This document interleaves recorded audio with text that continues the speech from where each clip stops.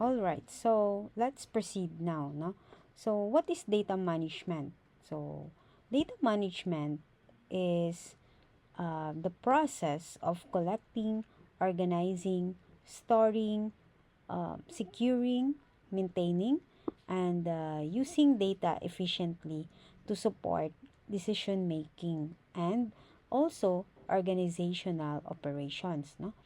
So it is simply put, no, or it means making sure that all those information is correct, safe, organized, and available, no, every time or whenever it is needed. So that is data management.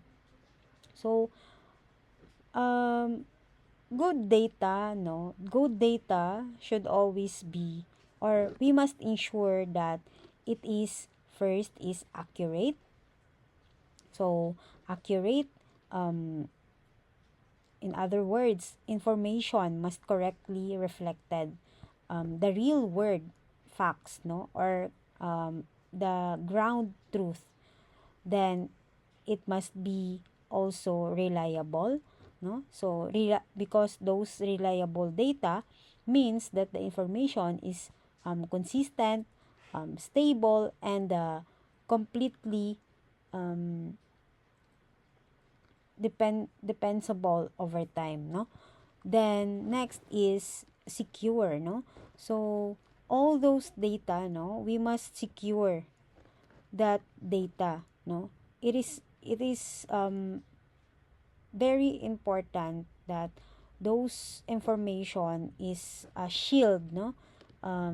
Shield or itatago, masecure, no, from unauthorized access or alteration of exposure, no.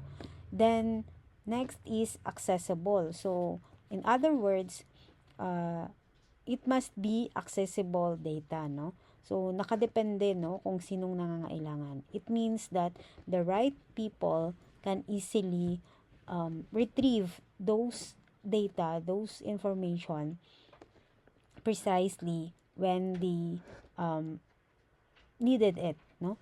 Then lastly is timely. So in other words, timely, that all those data must be up to date, no. Dapat say for example, those data is 5 years, no, 5 years data, no. So and it is very readily available dapat, or demand, so it can be used for real time decision making.